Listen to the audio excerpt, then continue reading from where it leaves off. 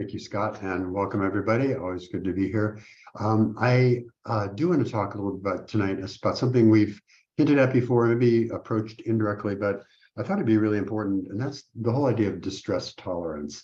I think one of the things that we see causing not only aggravating active addiction, but really leading to a lot of relapse is this ability or inability rather to cope and to manage in a healthy way stressors as they come along. I think one of the painful realities for me in early recovery was that life kept going. So things kept happening and I had challenges and struggles and emotional pain from things and life didn't stop just to give me a break while I got my recovery in shape. So I had to kind of quickly gather some tools together. And I didn't know about this at the time. I do now, and I certainly work with my clients, but that's where I think one of my favorite toolkits comes in, dialectical behavioral therapy, DBT.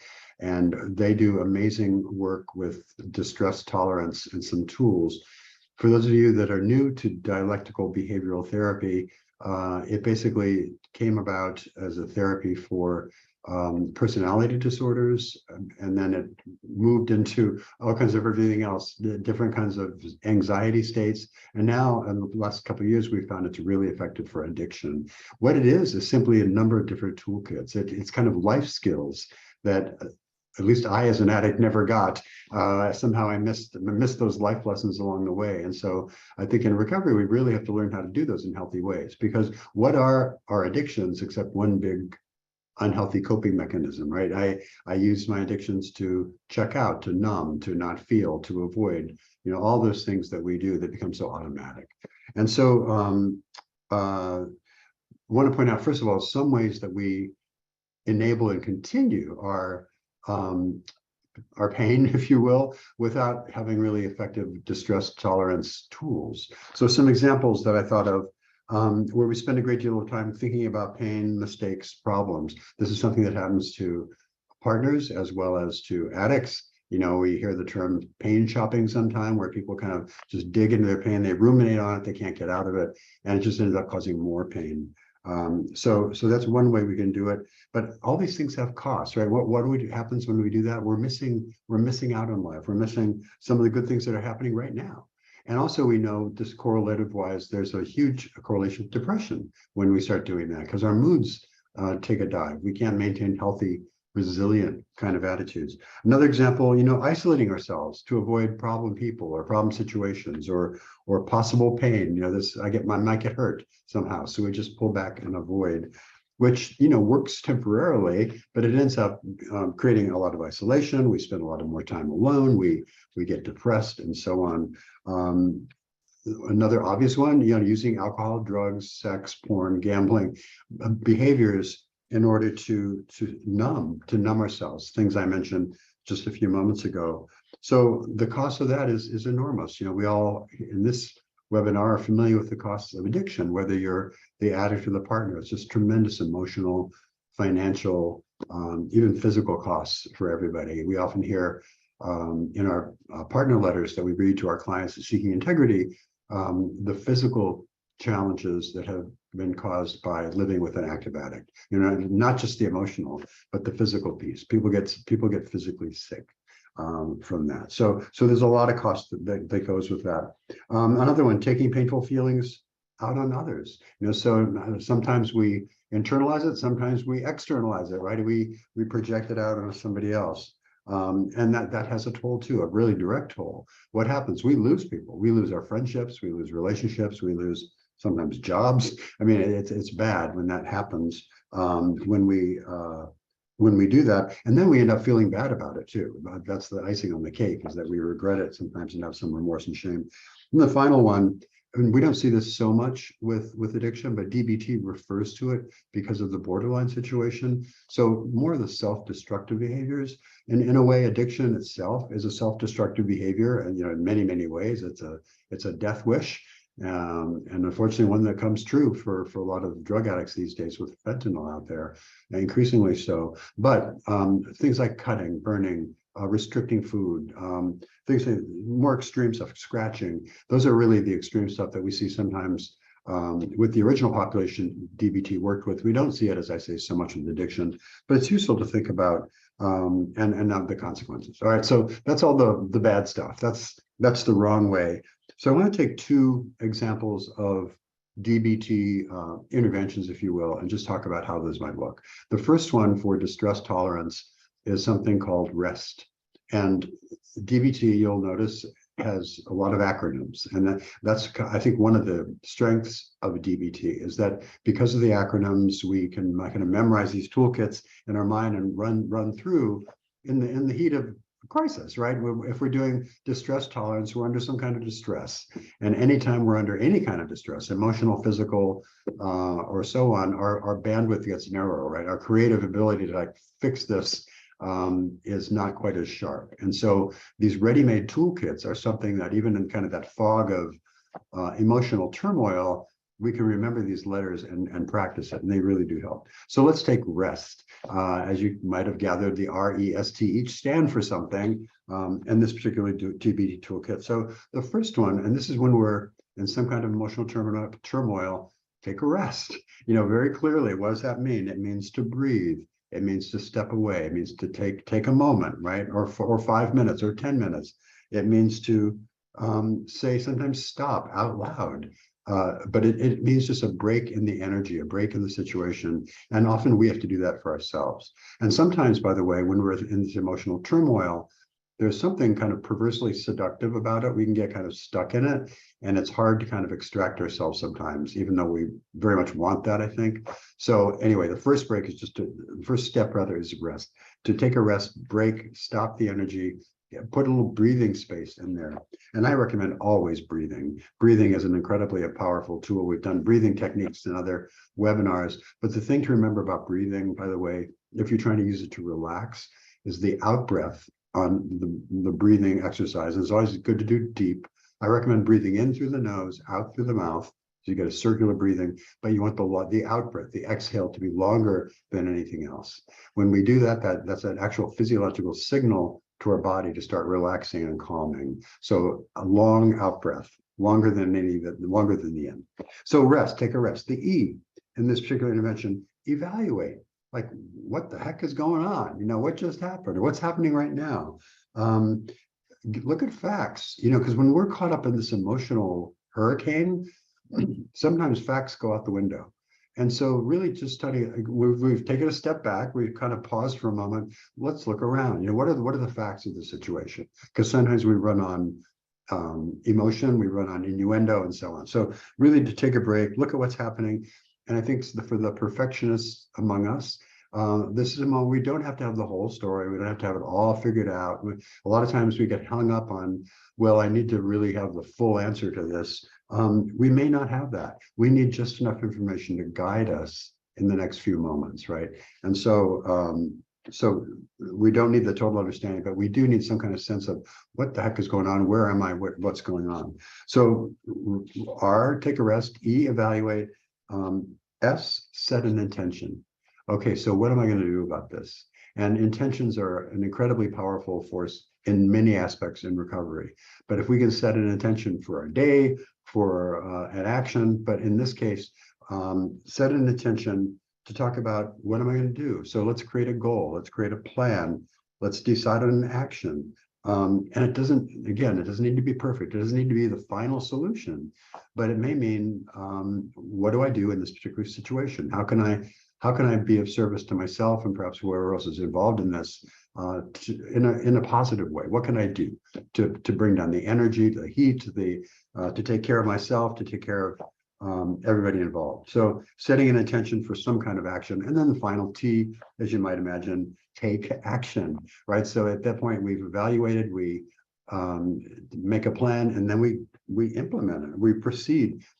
But here's where it's really important to have this kind of mindset as we go forward. We proceed mindfully, right? We proceed with a lot of consciousness, very thoughtfully.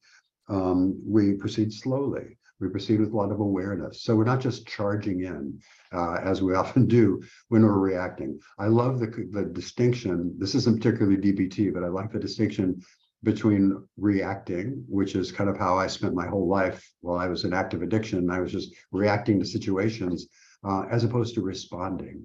And I love that distinction, because responding really takes into account the mind, the careful thinking, the awareness, the being conscious, the mindfulness about it. So it also, by the way, what happens if we're reacting, we're kind of out of control a little bit. When we're responding, we're actually in control of the situation, at least of ourselves, and taking charge of ourselves. And there's a bit of empowerment that goes with that. So that's rest. And that's one example of many different toolkits within DBT, including others for distress tolerance. And then the other one I wanted to mention for distress tolerance really quickly is the idea of distracting. And this is something we recommend anyway, right? And it's something we often do with our in a negative way with our addictions. If things are just so terrible, I'll distract myself by just leaving it all in my place, closing my door and going out and acting out or whatever. That's a bad kind of distracting. But there's positive things. Like this is where we really need to remind ourselves, and speaking to the addicts, as about the outer circle. When we give up the acting out behaviors, we're giving up a huge source of dopamine. And I always tell the clients, dopamine is not necessarily the enemy here. We need dopamine. We need dopamine to regulate our moods, to feel good. So the task is really to find other sources of dopamine besides just sexual acting out, where we get these kind of dumps of huge amounts of it, but in more kind of human scale dopamine. And how do we get that? There's just tons of outer circle behaviors, right? So I just had a couple here. The book, by the way, there's a DBT workbook I had that has the big list of pleasurable activities. It's 4 full pages of these things, and I'm sure all of us could create more, but I just marked some. Talk to a friend on the phone, go out and visit a friend, invite a friend to come to your home, text message or email your friends, exercise, lift weights, do yoga, do Pilates, stretch your muscles, do something exciting like surfing or rock climbing or skiing, get out of your house. I love to just go out and make contact with the sky. So there's just all kinds of things we can do. Play with your pet, whether it's cats or dogs or snakes or whatever. I think that interaction is important. So the bottom line here is that we don't have to stay stuck in our misery. We can take action, and the action doesn't have to be destructive or negative. The action can be really positive. And I think this is where we tie it right back into our recovery, into the outer circle, and into really actively taking charge of moving forward and not just repeating these same old patterns that were really a dead end in most of our lives as an addiction. So with that, I think I'll stop. Thank you, Scott. Muted. Thank you, David. Ask us some questions, type them into the Q&A feature, and we'll answer them. We don't have any yet, so get some in there for us. Okay. In the interim, David, we're talking about distress tolerance. So this is how we tolerate stress, basically.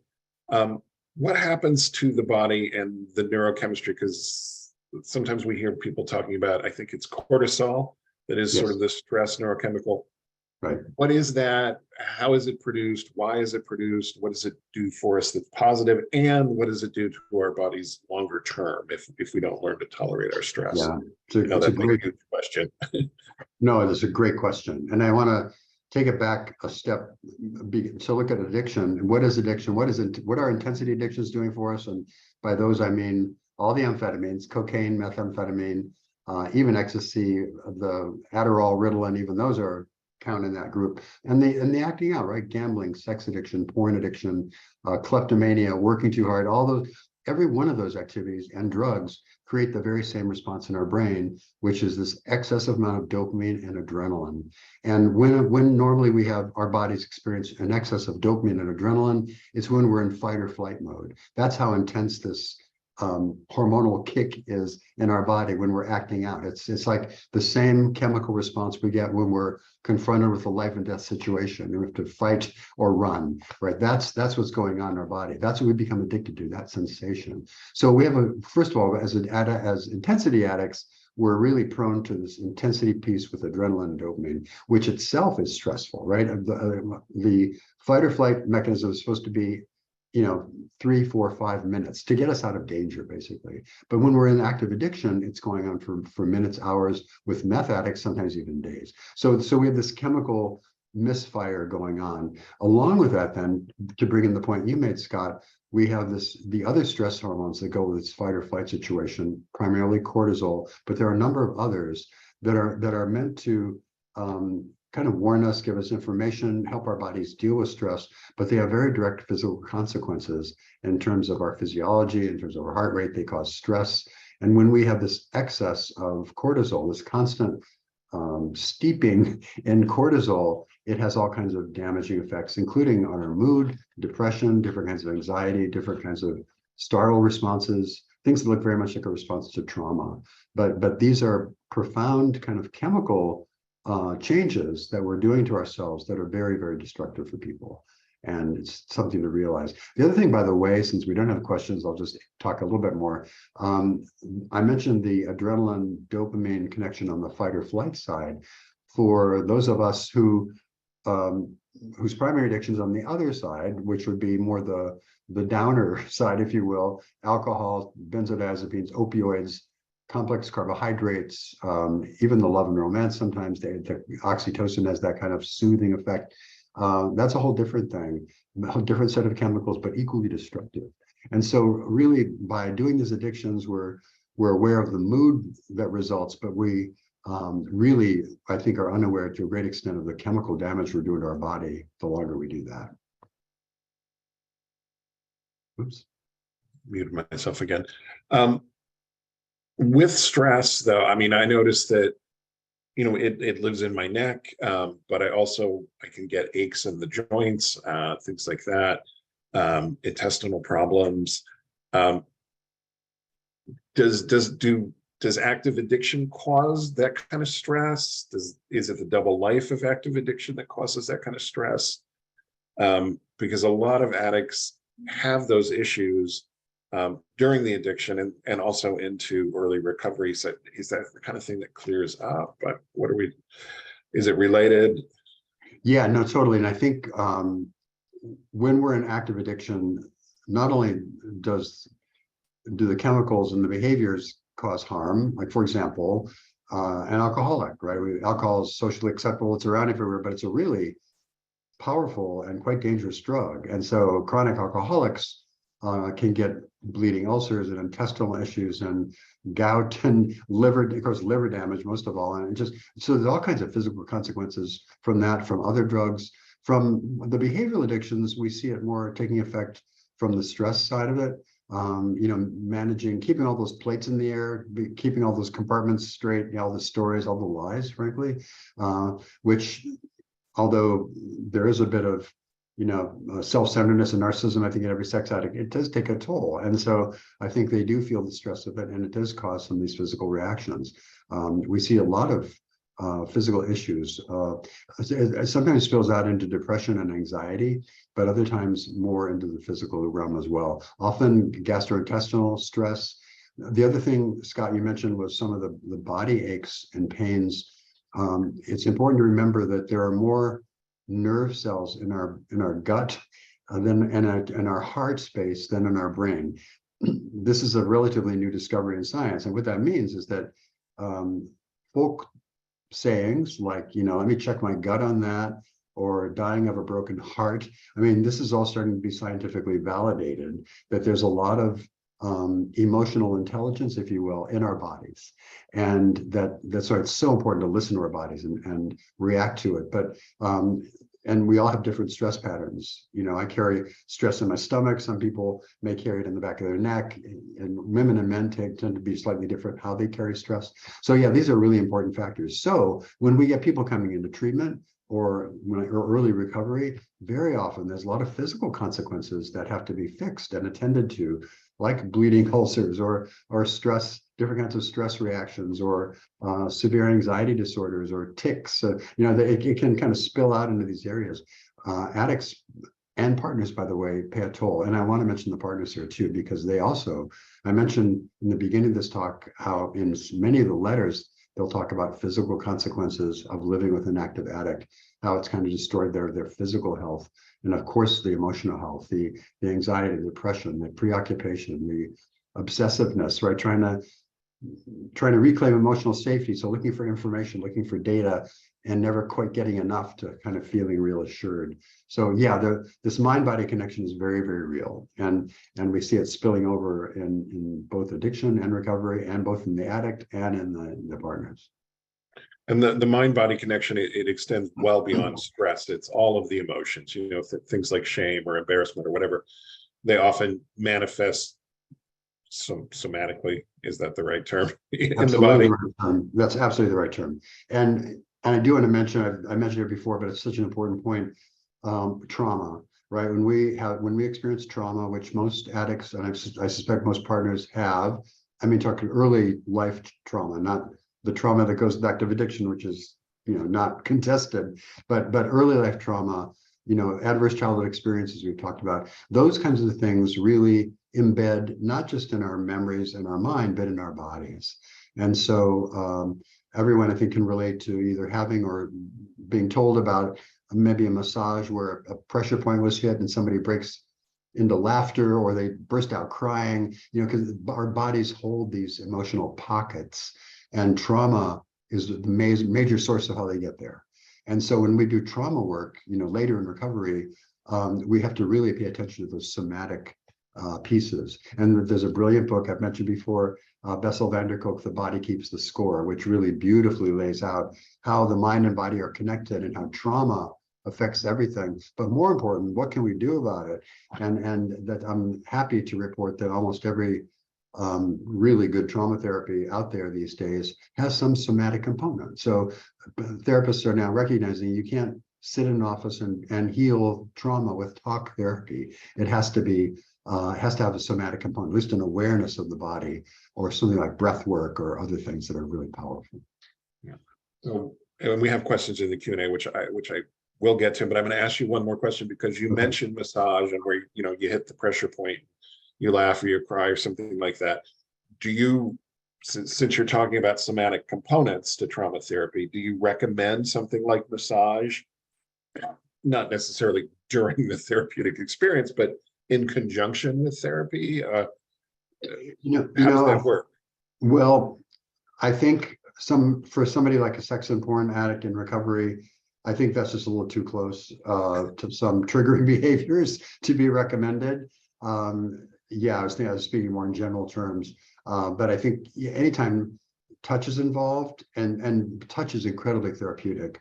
Where I really recommend that, where touch can be, I think, employed much more powerfully when a couple is ready, if people are in a relationship, is to do something like sensate focus, where the couple starts exploring with healthy touch and sensual touch, if you will, ultimately leading to erotic touch. And that's a Masters and Johnson exercise. There's many others, but that's where I would incorporate hands-on touching, is with your partner, not somebody else, at least right now in the beginning of recovery. Thank you. Okay, let's jump into the Q&A. So it says, should a sex addict work the 12-step program alone, meaning staying separated from his or her family? Now, I don't know if that means like a separation. I'm not. Can you, the asker of that question, could you clarify for us? And we'll come right back to that. Just meaning stay separated from his or her family. Is this person working with the sponsor? Are there other people in this person's recovery? Or physically separate, or Yeah, please clarify. Back pain has been a huge physical sign with my sex addict partner. I think that's just a comment. Thank you. Yeah, and back pain can be, I have back pain too, but it's much more physical. It's much more of a blown disc kind of thing than a stress thing, but stress exacerbates it. I will say that. All right, I'm a partner of a sex addict. I struggle with the possibility, hope, if you will, of I struggle with the possibility of my sex addict ever being able to live a simple, non-addicted life with a woman. I feel as if a simple woman, or as if I'm a simple woman, I'm struggling to understand how my sex addict can ever truly appreciate me in the future, having lived in a high sex, amped up porn, sex workers, et cetera, for 23 years behind my back. and for over 50 years of his 66 years of living. I feel like I'm setting myself up for a no-win future. Thoughts, David? So this is somebody who feels like, I'm never going to be enough for the addict. Right. Well, first of all, I empathize with the emotional pain you're feeling about the situation. And this is a long time. We have many addicts that come in their 50s, 60s, 70s, 80s, who have a lifelong pattern of doing this. And in a way, they've really set their bodies to, and their minds to expect this.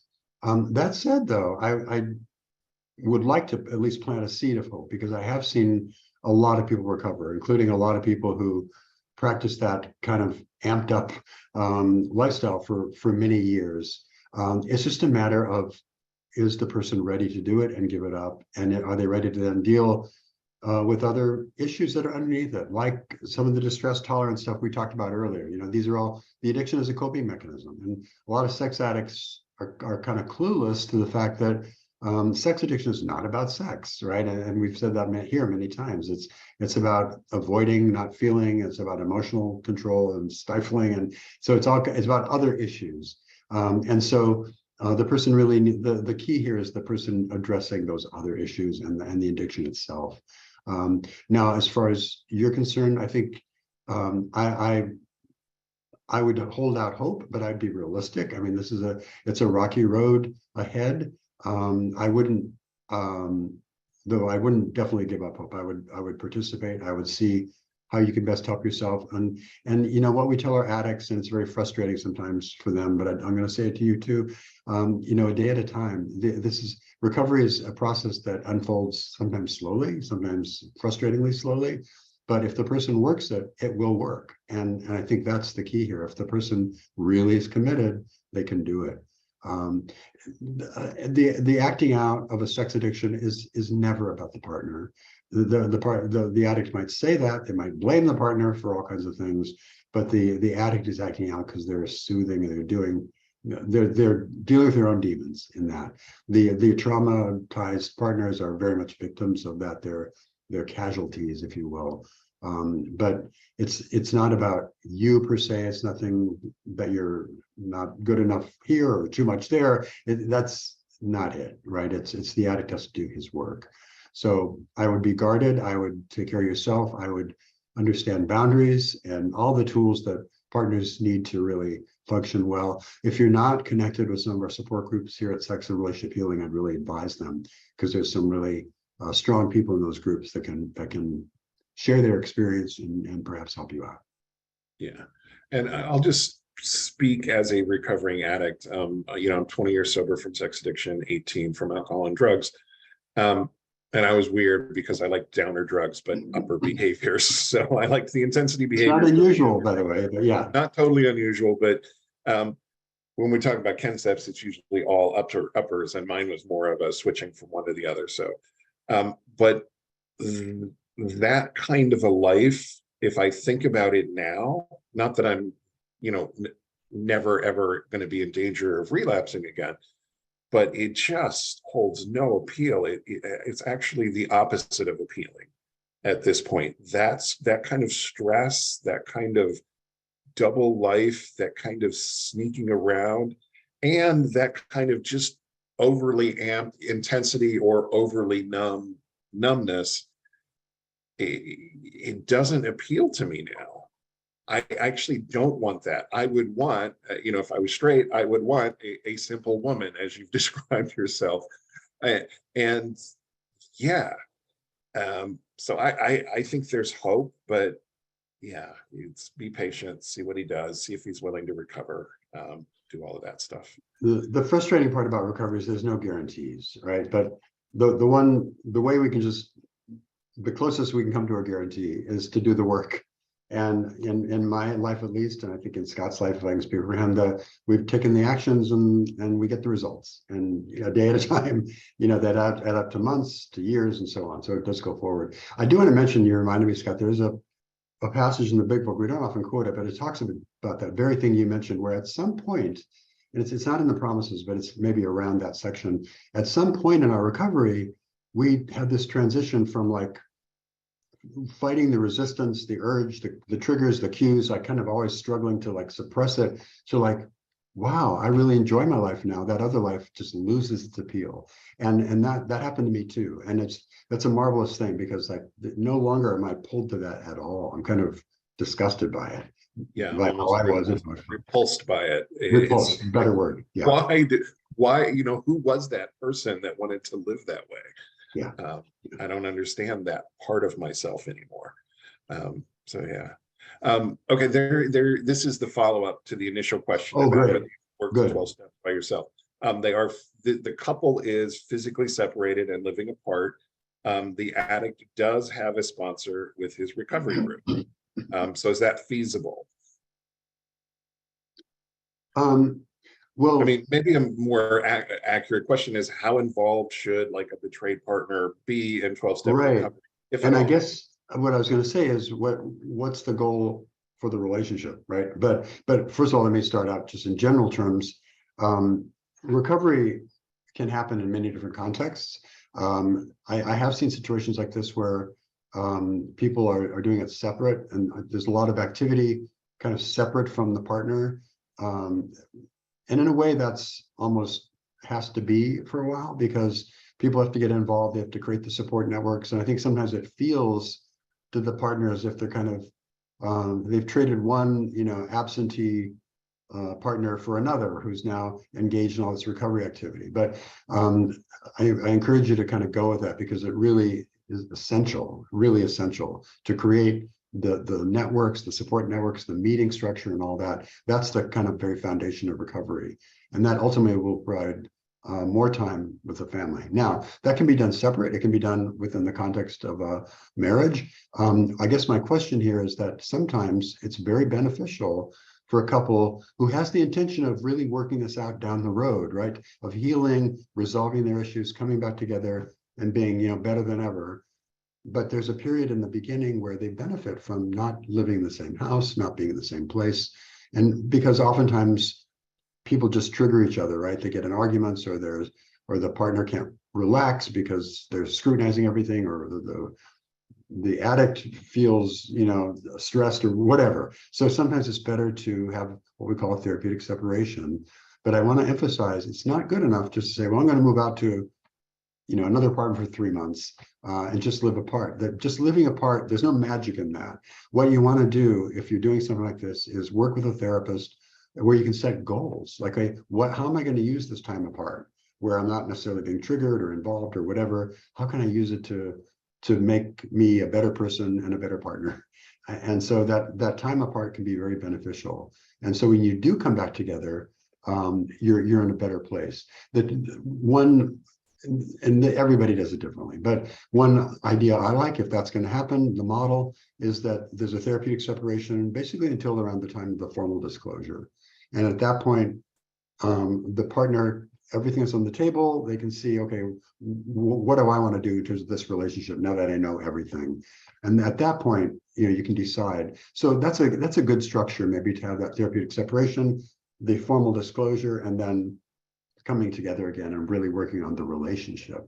But everybody can do it differently. But I think, recovery can happen in all kinds of places and under all kinds of circumstances. I just would emphasize here, then, are you getting what you need, right? It's not just about the addict, it's about the partner and making sure the partner has support and the partner is feeling acknowledged and heard and has the support system in place, just like the addict needs, the partner does as well. Yeah. I teach our online work groups for sex addicts and porn addicts, and I get questions like this a lot. They say, and my partner wants to know everything, wants to know what we're talking about here, wants to see my homeworks, wants to, see my step work, wants to know what I talked about with my, and, and they're like, how much should I be telling her or him? And, my answer is, your partner should know that you're in recovery. Your partner should know that you came to class today and that we discussed the topic. More than that, probably not, because it's going to be really triggering. Your partner should know that you went to a 12-step meeting on Monday, Wednesday, Thursday, and Saturday this week. You met with your sponsor on Tuesday, and you're currently working on step 3. Now, how you're working step 3 is between you and your sponsor. Your sponsor should know that you went to therapy on a day that you didn't go to a meeting and that you were there for an hour. And what you talked about is between you and your therapist. That's why we have confidentiality. I will tell the guys, your recovery is yours. Your partner's process of healing is hers or his. There are certain things that I will tell the guys they need to share. Like, yes, I'm in 12-step recovery. This is my sponsor's name. We're meeting at this time every week. I'm on what step you're on, that you're in a work group, that you're going to meetings, that you now have a sponsee because you've made some progress. Your partner needs to see your circle plan. This is your plan for sobriety. These are my bottom line behaviors. These are my slippery behaviors. These are my healthy behaviors. Your partner needs to have some input in that. But most of the homeworks and most of the step work is not for betrayed partners. It's too triggering for them. It's best disclosed in a formal therapeutic disclosure, as David said, which is where all the information comes out in a supported therapeutic setting where, further damage is prevented. So I don't know how you, in terms of keeping some as to yourself, whereas some of it does need to be shared. I don't know if you have thoughts on that, David. I think just, I think your description is kind of exactly what I would say. Just the general activities, and just based on experience, some of these events are things are just too triggering at that point. And frankly, I think sometimes we've had our recovering clients talk about when they share some of these things in more detail, it gets confusing because maybe there's pushback or there's questioning, why are you doing this and why aren't you doing that? And it gets tricky. But I think I would just add to that a daily check-in. I think the regular communication is just essential to convey the kinds of information Scott just was talking about. The daily check-in, it doesn't have to be long and involved. It can be 5 minutes, it can be 10 minutes, but that regular just checking in and how am I doing? This is what I've been doing today, and this is was a little bit of a struggle I had before, and this is how I handled it. I called my sponsor, I called my peers, and now I'm telling you about that. And that's the transparency I think that's most helpful. Not a relaying of data and facts that are just probably more painful at that point. Yeah, and it's not, I was at the grocery store today and there was this 22-year-old blonde in yoga. We don't have to get, we can say, I was at the grocery store today and I got triggered. Here's what I did about it. Exactly. That's the proper level of sharing during a check-in. And those check-ins can happen even during a therapeutic separation, if that's what you and your partner agree to. I think that's actually very beneficial when they do. Yeah, for sure. Okay, I'm a recovering porn addict following good sobriety and recovery program with 12 steps, a sponsor, a CSAT, over 2 years sober. Congratulations. My question is if you could address the foreseeable future with the new 5G and better high-speed internet. The newer and future generations will be growing up with unlimited access to adult content. They have been already, and with the acceptance of said material as a norm. We already know that there are physical and physiological effects to excessive exposure to this material, PIED, which is porn-induced erectile dysfunction, and intimacy disorders such as sex and porn addiction. What opinion do you have on the future of relationships and future repopulation? Do you mind if I take this one, David? Go for it, Scott. This one's right up my alley. One of the risk factors for any kind of addiction is early exposure. The average age of first exposure is the last credible study on this was done over a decade ago. And at that time, the average age of first exposure was 11 to pornography. I'm sure it's dropped a few years by now. You type the word naked into a search engine, guess what pops up? Lots and lots of naked. And every 8-year-old, 9-year-old, 10-year-old kid knows the word naked. And is curious. We have a tsunami of porn addicts on the way. It's not like a tidal wave, it's a tsunami. To the point where, and this is work by Dr. Rob and a few other therapists, we're actually finding sort of a new category of porn addicts. Most addicts, all types of addiction, are trauma-based. We have some early life trauma. It teaches us shame, and it prevents us from reaching out to other people. Instead of reaching out to other people who could help us with our emotional needs, we simply avoid the risk of getting our emotional needs met by turning to a substance or behavior. That's the typical pattern of how addiction happens. What we're finding now is, 18, 19, 20, 21-year-old, mostly males, but because that's what we treat, but they're showing up and they don't have all the trauma that we all typically see with addicts. What they have is almost a conditioning to pornography. It is everything they know. It's their sex education. It's their sexual fulfillment. And when they start looking at porn, a lot of times, because it never says no, it never rejects them, it never makes fun of them, there are no funny smells, blah, blah, blah, blah, blah. Porn is always there. It's easy. So it becomes everything they know about sex. So they have expectations that real world sex works like porn. It does not. And more importantly, they just don't bother learning how to be in a relationship. Learning what a relationship is, learning what sex with a real human being is. And it is impacting, there's actually teen pregnancy has been going down. And I think this is partly related to it in Japan. There's a whole batch of kids who never leave the house. And it's a real psychological, emotional problem that's spreading beyond Japan, but that's where they saw it first. Kids just live their lives online. So this is happening. There are benefits to being online. I mean, people who have, social disorders, social phobias can still interact, but there are also a lot of detriments to being online. And we don't know everything that's going to happen. We don't know what the future is going to hold.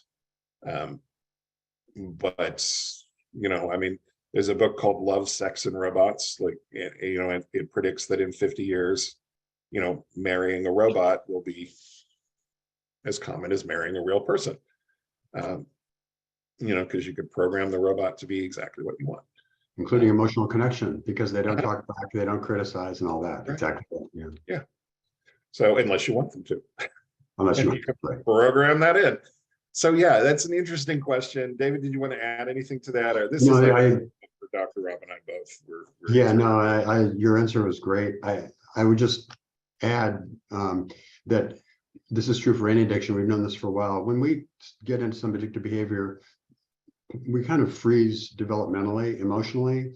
So, people, if you start drinking at 12, they kind of stop, and when they get in recovery, they're kind of 12 years old again. They may be 50 years old in body, but emotionally, they're kind of stunted. It sounds like such a pejorative word, but the same thing happens with sex and porn addiction. So we get these kids that are involved in porn as their primary, relationship, if you will, activity all through their adolescence. It's skewing their arousal template, their attractions that are that's what lifelong change is. And they're going to have to struggle even more to kind of acquire those skills of how to relate to people, how to be able to trust and be vulnerable and be open and solve problems in a real way with a real person, as opposed to a robot or your screen. So this is I think it's a huge problem. And I do worry as a sex therapist too, because as you, Scott, you talked about, the kids are learning what they think sex is from porn, and there's been some really disastrous consequences where they see particularly dangerous fetishy behavior like auto asphyxiation and try it on their girlfriend, when they're 17 or something. And there's been some terrible consequences. So we have a problem, and it's not a moral problem either. I think we get caught up on this is, we're not taking a moral stance. I'm taking more of a scientific one, that this is really damaging a lot of people. And again, when we think about the appeal of all that dopamine, it's so seductive and so attractive, and it's almost irresistible. And that's what worries me, that we really need to help kids understand this. Yeah, and this lack of emotional development that David mentioned, we are seeing that already in this conditioned porn addict population, this new version of a porn addict. They look just like a regular porn addict, except there's a point in treatment where once we get sober, with a traditional porn addict, we start working on trauma and, you know, social growth, because they usually need it too. Whereas with this conditioned addict, there's no trauma to work on. So we just work on the social growth. We start building social skills because they don't have them. They stopped when they were 10, 11, 12. So yeah. And by the way, just to tie it back into our DBT, DBT is like a perfect set of things for somebody like that, because it's life skills that are helpful that they may not have acquired earlier. So yeah, absolutely. Okay, next one. I'm sober for 6 to 8 months. I see a CSAT. I'm going to meetings 5 to 7 times a week. Good for you. I had an affair 4 years ago, and 1 year and a half. I'm a year and a half out from my second D-Day, Discovery Day. I have been diagnosed with depression, anxiety, and personality disorder.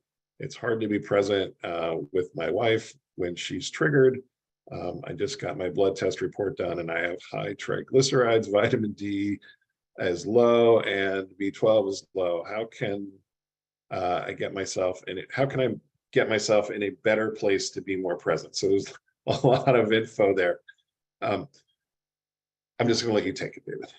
okay. Well, first of all, you know, good for you for hanging in there. That's a lot of stuff to be carrying right now with the mood issues and all that, and the physical issues as well. So I think this is where, as addicts, we can get kind of overwhelmed with everything to do. And this is where tools like what a social worker would call partializing, kind of breaking it down into small bite-sized bits a day at a time, really does help. I would make sure you're connected with a doctor, an internist, or a physical doctor, an MD, who can kind of have a more holistic big picture, because things like even low B12 can be stress related, some of these other issues as well. So you need somebody who maybe can help you with that. I have found just basic stuff that we all know we should do, you know, eating healthy and rest, going to bed at the same time, all that is really helpful. Drinking plenty of water, but also I would encourage you to do things like some quiet times each day, some just 10 minutes of meditation or mindfulness, and just kind of allowing yourself to breathe, really check your breathing, which is something we don't do. We get when we start feeling anxiety, our breath becomes very shallow. And so just being really conscious of your physical processes as much as you have control over. But I would also then really talk about some of these skills, you know, being present. This is when I hear that, at least what I think is trauma. When we react to our partners or anybody, when they get triggered, we react sometimes as well, just like they're reacting. Those are often old patterns that need to be kind of addressed. So this may be a lot of history that you're dealing with, your personal life history, that you may, when you talk to your therapist, talk about some of this stuff, because I think they can really start to connect the dots between old patterns and help you develop new patterns that are healthier. I would also suggest, and I hope your partner is getting the support they need as well, because that's going to be important. But let's see, 6 to 8 months. Yeah, I think oftentimes we get these weird physical things up to 12 months and longer, sometimes weird stomach issues and blood counts and stuff like that. But you really need to have somebody who's monitoring it for you. But I think a lot of this hopefully may resolve. The other thing, and I don't know your history, and I probably shouldn't even say this, but I don't know when you had all these diagnoses made, the anxiety, the depression, the personality disorder, but very often, and I'll just say this in general, not so much for your case because I don't know it, but very often as active addicts, we're pretty crazy and our behavior is crazy and it can look crazy. And so I've had a lot of people who are basically addicts doing their addictive thing who were diagnosed as bipolar, schizophrenic, manic depressive, bipolar, so really serious diagnoses. That wasn't actually the case. That was really more the symptoms of their addiction, which faded once they got into recovery. So now that maybe this is a long-standing diagnosis, I don't know, but just I always think very carefully about those kind of diagnoses with somebody in early recovery, because it's they're often over-diagnosed sometimes. But David, anyway, what, of the guys who come into, say, our treatment center in LA, Seeking Integrity Los Angeles, how many of them are overdiagnosed and over-medicated when they show up? oh, I'd say a majority, probably. I can't put a number on it. 70 jumps out at my mind, 70, 80%. Yeah, I would guess that's the same. And it's because we will go to a doctor or a psychologist or a psychiatrist and lie. I'm depressed. What I am is an addict, but I don't want to talk about that. So I get treated for my depression or my anxiety or all kinds or the manifestations of my crazy, as David called it, instead of my real problem, which is the addiction. And we see it all the time. People come in with just all kinds of drugs that they really don't need to be on. Right. Yeah. And we'll often, oh, go ahead, David. I was just to say, doctors, there's actually been studies of this.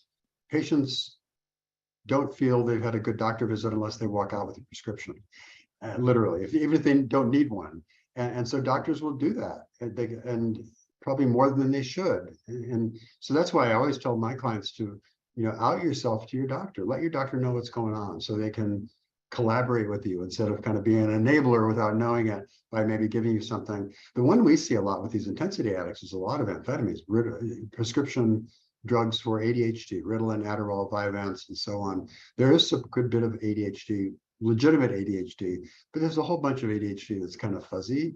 And I think people have those kind of powerful drugs as well that don't do them any good. Yeah, and those drugs can look like the manic stage of bipolar and lead to a misdiagnosis there. And suddenly you're on another medication. It can get out of hand. We will often send people to a psychiatrist. We have a psychiatrist that we work with to, say, look, try and get us an actual baseline. But really, I think people have to be like sober, but what, 6 months before you really go and get real diagnoses, maybe? I would say absolutely, yeah. And if somebody comes in with something, you want to be careful about changing right away, but I think it's certainly worthy of evaluation. I want to mention too, I know we're running short on time, but I just can't miss the opportunity to talk about anhedonia for a moment. When people get, especially intensity addicts, porn, sex, addiction, right, amphetamines, when they get so used to, their brain adapts to this high level of dopamine flowing through it, and they just stop when they get a recovery, like they turn off the volume. The brain has already adapted. It's once and is used to all that dopamine, and so it goes through a period of adjustment that may take several months. And in that period of adjustment, it kind of comes back down to earth to normal levels of dopamine. During that time, people tend to experience what's called anhedonia, which is kind of this depression, because without dopamine and the brain isn't getting enough in those first few months, we're depressed. But there's a couple other things, a bad combination. It's a perfect storm. People are depressed, people feel hopeless, and people feel they have no impulse control. And so you're very reactive to triggers, you're kind of responsive, but you don't have any brakes to put it on when those go messages come through. So that's a brain thing that heals, but just early recovery sometimes feels a little bit different and more uncomfortable than actually long-term recovery is going to feel. Thanks, Scott. I just wanted to get that in. Yeah, no, and I think I'm glad you did. We've got several questions left. The next one is a two-parter, and there's no way we can answer it today. I'm going to save it for us for the beginning of next week. I'm going to skip to the one after that, which I think we can answer in the time remaining. Does continuing to relapse mean that he will not recover? Well, my short answer is no. Relapse, is a part of addiction and addiction recovery, and it does happen. I know it's always kind of scary because, we can't guarantee that relapses won't happen. I don't know really anybody that's made it to long-term sobriety without some bumps along the way, often or hopefully early on. But I have seen people also that get in this paradigm of chronic relapse. They just, especially I've seen this with chemsex, where people make 90 days, 60 days, 90 days, boom, they're in, and they can do that pattern for years. And it's very discouraging and very hopeless. And I understand that. I mean, so you can't seem to break the pattern. And then I've seen them break it. I've seen people actually hit that point for whatever it is, the right set of circumstances, the right people, the right group, the right therapist, enough pain. I'm not sure what, everybody has a kind of a different magic formula, but I have seen people reach that and they can absolutely recover. You know, the big book talks about those people that are constitutionally incapable. I think sometimes we have people that kind of cop out and say, oh, I must be one of those. Well, no, I've rarely met, if ever, met one of those. I know they exist, but I think that's often when people say that, I think it's more of a, I'm a little victim and cop out rather than just like, let me get to work here and do this.